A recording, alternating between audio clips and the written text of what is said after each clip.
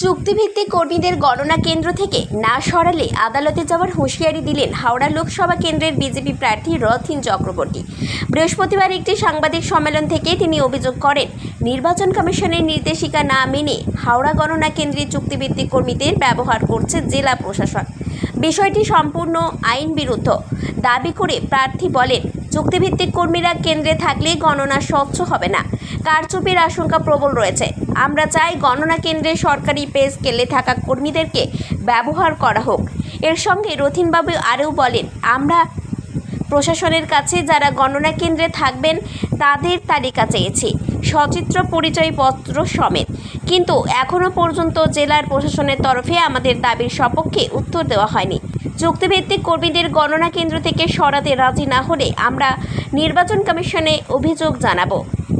প্রয়োজনে আদালতের দ্বারস্থ হবে বিজেপি। তবে যে বিশেষ বিষয়টির ওপরে এটাতে গুরুত্ব দেওয়ার বিষয় সেটা হচ্ছে as per set norms of election commission of India, সেটাতে কোনো রকমভাবে কোনো কন্ট্রাকচুয়াল ওয়ার্কার অর্থাৎ যারা ডাইরেক্ট পে রোলেতে নেই, স্থায়ী কর্মচারী ছাড়া, সরকারি রাজ্য এবং কেন্দ্র সেই কর্মচারী ছাড়া কোনো রকমভাবে এই election counting, computing, DCRC control unit এসবের মধ্যে সংযুক্ত থাকতে পারেন না। এবং এ ব্যাপারেতে পরিষ্কারভাবে ইলেকশন কমিশন অফ ইন্ডিয়ার তাদের set norms, prescribe norms and directive রয়েছে।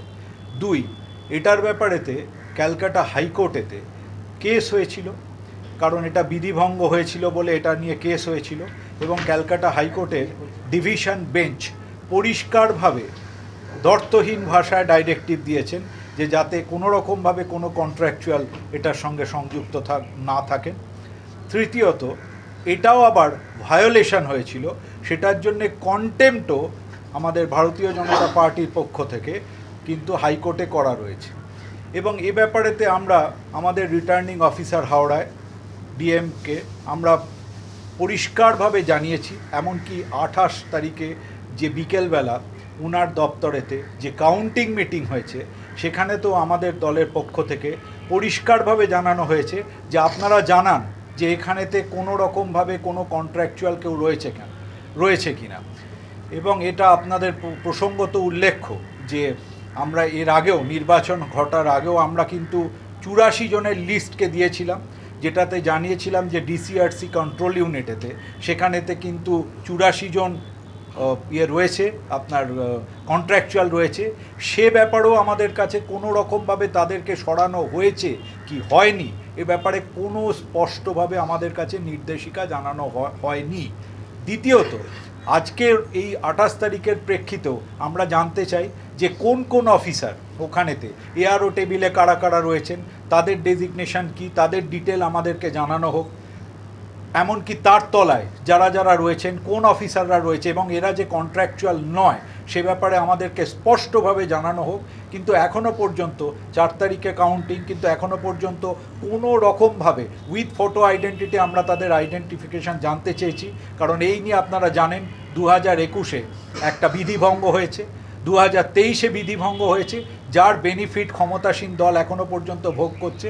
আমাদের দল থেকে স্পষ্টভাবে এর বিরুদ্ধে প্রতিবাদ করা হয়েছে এবং আমাদের বহুবার যা যা competent authority election commission of India থেকে আমরা সমস্ত স্টেট ইলেকশন কমিশন বা অন্যান্য জায়গায় ইতিমধ্যেই বহুবার আমরা চিঠি লিখে সমস্ত কিছু জানিয়ে দিয়েছি। এবং এই ব্যাপারেতে আমরা স্পষ্ট নির্দেশিকা আমাদের রিটার্নিং অফিসারের কাছ থেকে আশা করছি। এবং শুধু আমাদের নয়, পশ্চিমবঙ্গেও আর কোথাও মিশে আছে কি না এ ব্যাপারেও আমরা স্পষ্ট সমস্ত জায়গাতেই আশা করব যে যারা এই ব্যাপারে দায়িত্ব রয়েছেন তারা পরিষ্কার করবেন। এবং এইটার ব্যাপারেতে আমরা একদম ক্লিয়ারলি জানাতে চাই, যদি আমাদের কাছে এই নির্দেশিকা স্পষ্টভাবে কারা রয়েছেন, তারা কন্ট্রাকচুয়াল নন, এ ব্যাপারে লিখিতভাবে বা স্পষ্ট না করা হয়, তাহলে আমরা ভেরি স্ট্রংলি আমরা কাউন্টিংয়ের আগেই কিন্তু অবজেকশন জানাতে বাধ্য হব। প্রয়োজনে আমরা আইনানুগ রাস্তা যেটা নেওয়ার প্রয়োজন আমরা সেই রাস্তায় যাব। Bureau report, 99 news Bangla.